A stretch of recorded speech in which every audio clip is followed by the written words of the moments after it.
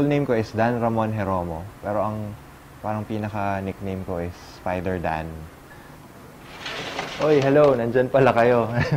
Hindi, tuloy kayo dito sa bahay namin. Siyempre, dito ako lumaki. Dito ako namulat na mangolekta ng kung ano ng bagay kasi yung mga parents ko rin, mahilig din sila sa mga libro, sa mga iba't ibang kunwari, mga plaka, mga music. So, dito ko siguro minana yung pagiging collector ko ng mga kung ano-anong bagay. Come on!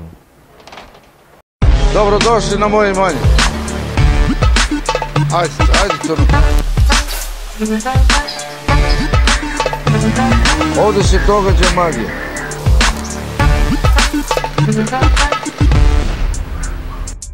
Ovo je moja familija.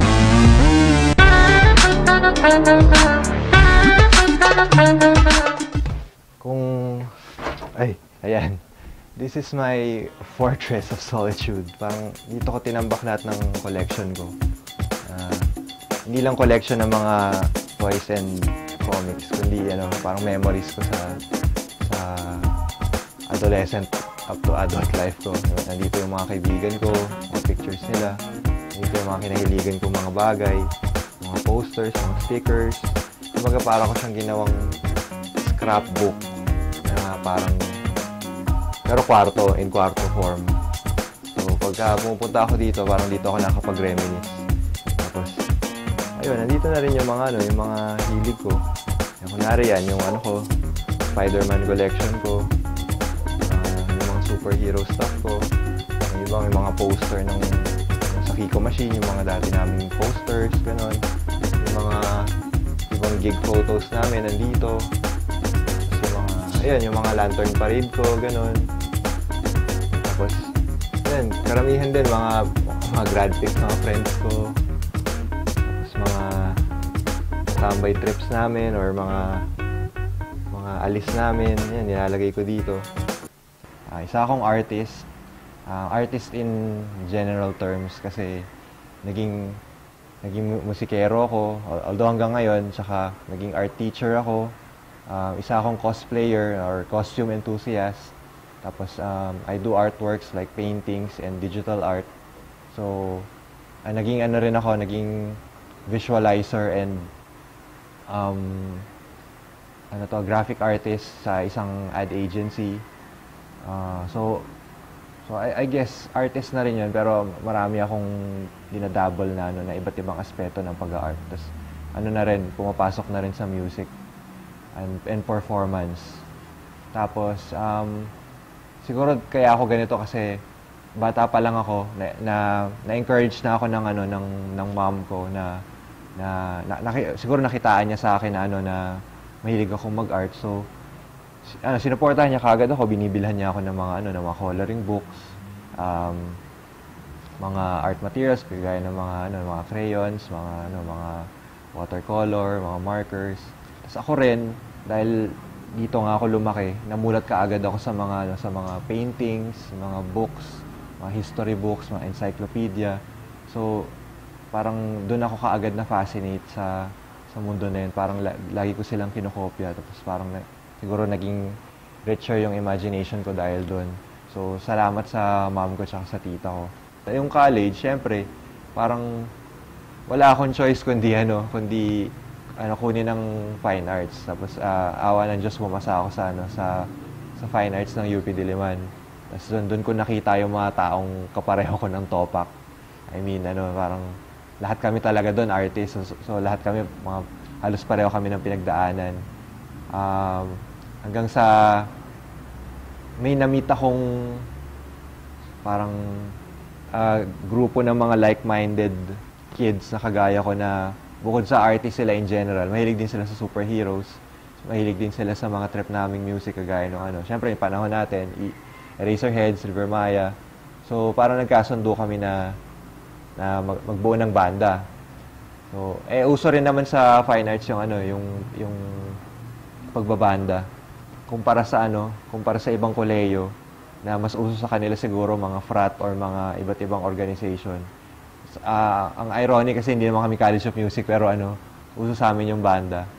Isang beses nung nung first year college ako, ni-require yung class namin na umattend sa sa UP Lantern Parade that year. Na requirement din naman talaga siya lagi sa lahat ng fine art students, lalo na pag first year ka na umattend. Yung theme namin, iba't ibang icons. So merong nag-costume ng mga Shiva, merong iba't ibang character sa mga literatura, sa mga celebrity. Yung napili kong i-represent ko, yung comics. Siyempre, mahilig tayo dyan eh. Talagang superhero fan talaga ako, bata pa. As in, bata pa ako, dinala ako sa Superman 4 yung una kong superhero movie na napanood. Tapos, parang binibilhan na ako ng comics. Part na rin yun ng encouragement sa akin na mag-double pa into arts. So, anyway, yun. So, first year, nag-Spider-Man costume ako dahil kakabasa ko lang nung article nung official Spider-Man guy ng Marvel. Nabasa ko yung article tungkol sa kanya na since 1970s pa lang daw, nagsa-Spider-Man na siya sa Marvel. Siya yung official na kumbaga mascot ng Marvel. Sa lahat ng events ng Marvel, siya yung pinapapunta. Tapos siya, agile siya, makulit siya. Kasi hindi ni-reveal sa interview kung sino siya. Nakalagay real name Peter Parker. So, hindi pinakita yung mukha niya. Part yun ng kontrata niya na wag i-reveal yung mukha niya. Yung pangalan namin noon pa, hindi pa Kiko Machine, Frank Sinatra pa. So yun, tugtog kami, tapos may mga pangit na mga wala sa tono. Pero yun nga, dahil patok siya, makulit yung mga kanta na ginawa namin noon. Naalala, tapos ang daming naghahanap pa sa amin ng tugtog pa kayo sa ganito ganyan. Usually mga UP events pa yan eh. Tapos parang tinry ko na alisin yung Spider-Man, parang gawin natin seryosong banda. Pero nabibitin yung mga tao, hinahanap nila, asan na yung Spider-Man? So, naging talagang napilitan na talaga akong gawing trademark yun para sa banda na yun. Tapos, eventually, pinalitan namin, ginawa namin Kiko Machine yung pangalan ng banda kasi parang may nauna na pala sa Frank Sinatra. Tapos, naging theme na lang nung banda namin is mga pop culture icons. Tapos, yun, babalik na naman tayo sa icons, di ba? So, yung mga kanta namin tungkol kay Val Soto, which is yung sikat nga na artista dati, si MacGyver, yung TV hero, sino pa ba? Iba-iba, meron kami mga songs tungkol kay Imelda Papin, tungkol kay Jojo Alihar, mga ganon. Doon na umikot yung tema. So, Kiko Machine, kasi lumaki tayo sa Batibot. So, parang kami yung makinarya na maglalabas ng mga makukulit na mga memorabilia tungkol sa pop culture.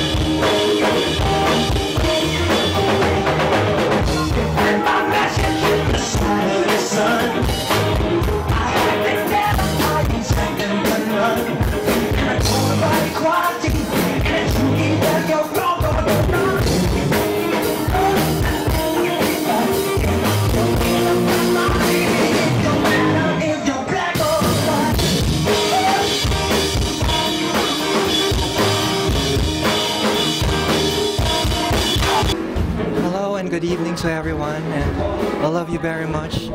Thank you for watching my band, Billy Gaga. My name is Michael, and sometimes they call me Jigal Maxon, and just plain MJ. And other than that, my other identity is Spider Dan. And sobrang init nung gig, grabe. Tsaka, ayun, pero napanood niyo yung isa ko pang banda, yung Billy Gaga. Yun naman, parang ang concept namin doon is parang reverse na -1. Kung saan yung live na part ng kanta is yung music. Di ba sa -1, inaalis yung totoong boses. Tapos yung live na part, yung ikaw yung kakanta, ikaw mismo. Ito baliktad, yung boses yung recorded, yung actual, tapos yung banda, yung live. So, ito si Billy. Yan, hi ka lang. Hello. Siya ang nagbuo ng Billy Gaga, so kundi dahil sa kanya hindi mabubuo tong concept na to. Tapos gitarista din namin siya sa Kiko Machine. So kung tutusin yung mga pinagagawa namin ngayon, parang extension pa rin ng mga ginagawa namin, mga gimmick and mga pangkukulit sa stage. Kasi part talaga yun ng ano namin ng parang forte namin na bukod sa music, dapat meron pa makikita yung tao kasi nga, visual artist kami. So siguro, na-apply namin, hindi lang sa Kiko Machine, kundi yun nga, sa Disco Ball, sa isang pang banda, saka ito sa Billy Gaga. Tapos, ayun, maraming salamat, tsaka, nakapagod ganito.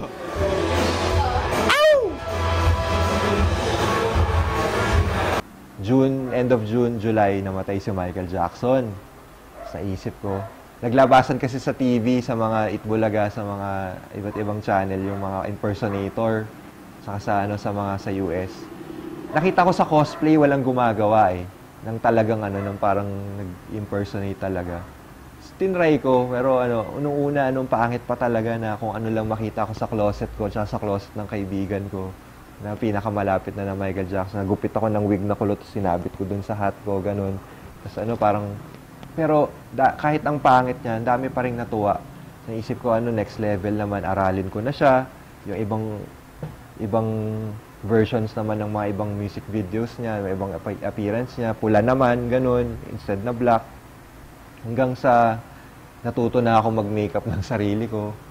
Meron akong isang sinalihan na, boom, nakapag first place din ako eventually.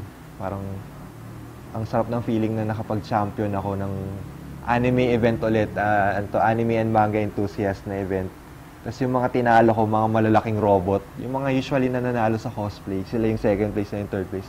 Sa ako na nagsasayaw lang naman doon, na naka-makeup lang in Michael Jackson costume na may parang armor. Ako yung first place, parang wow, parang may future din tong Michael Jackson. Tinuloy-tuloy ko pa siya lalo. Tapos na-realize ko na parang sa pag-evaluate ko ng ng mga pictures and mga videos and mga memories ko ng Michael Jackson, parang almost na-eclipse na niya yung more than 10 years ko ng pagsa-Spider-Man. Sa iksi lang yun ng a few years. Ang pinaka naging problema ko lang sa ganitong klase ng buhay, kung matatawag mo man itong buhay, parang parang generally kasi sira ulo yung tingin sa'yo Kasi nagdadamit ka ng kakaiba, para ka nagpapapansin. Parang tingin sa'yo parang taong grasa. Naalala ko bigla si Lawin, si Zorro. Siya yung lagi lang naka-costume ng Zorro sa UP. Pagka naglakad-lakad ka sa UP, may makikita ka dong mama na nakakapa, naka-hat, naka-maskara. Tapos parang parang idol ko pa nga siya kasi ginagawa niya yun 24 hours a day. Ako minsan lang. Tapos may mga tao pa nga sa UP na akala ako siya. Parang ayun yung nagsi-Spider-Man sa Kiko Machine, si Zorro. So parang generally, ang tingin nila sa mga taong tulad ko na nagko-costume, nasira ulo nga. Tapos yung iba naman, ang tingin sa'yo parang isang malaking laruan na hindi ka talaga tao na na gagalangin. Parang, pa-picture, tapos hihilain ka lang kahit may ginagawa ka. Tapos hindi man lang magte-thank you, ganun. Pero sa akin okay lang yun kasi love ko talaga yun yun yung art ko Tsaka ang weird Ako yung parang unofficially hindi ko debatable to, pero parang ako yung pinakasikat sa banda namin nun. Pero hindi naman makikita yung mukha ko. Tapos ginagamit ko copyright na character, so pwedeng hindi rin namin talaga siya eventually madadala pagka lalo pang lumaki yung banda. Hindi talaga namin siya madadala kasi copyrighted character. Kailangan namin baguhin, or kailangan din eventually bitawan ko siya at mag-perform ako as myself. So, yun lang yung mga mga problema. Yung mga fact na kailangan mo mag-BS bago mag-perform, tapos pawis na pawis ka. Tapos, pagkatapos mag-perform, wala nang papansin sa'yo kasi hindi ka nakilala Hindi na ikaw naka-costume So, parang akala nila, sino kaya yun? Tapos, pero yung mga kabanda ko, sila na yung maraming mga nagpapakilala sa kanila. Pero gano'n naman, hindi naman, pero generally, napakasarap niya gawin. Tsaka nakakabata ng pakiramdam. Kasi nga para akong naglalaro. So siguro yung mga makakapanood nito, mga tipo ko din ng mga artist din, mga katulad kong artist din na mahilig din sa, siguro, pwedeng mahilig sa cosplay, pwedeng mahilig sa music. Basta ano, ang pinaka ma-advise ko lang, gaya na siguro ng mga ina-advise din ng mga ibang nag-advise din sa akin na ituloy-tuloy nyo lang, huwag kayong tumigil na mag-aral ng kung ano man yung craft na napili nyo. Aralin nyo lahat ng aspeto niyan. Salamat! Salamat sa pagbisita dito sa aking bahay. Hanggang sa muling pagkikita. Sana kita pa tayo ulit at marami pa tayong mapag-usapan at ma-share sa isa't isa. Yun lang.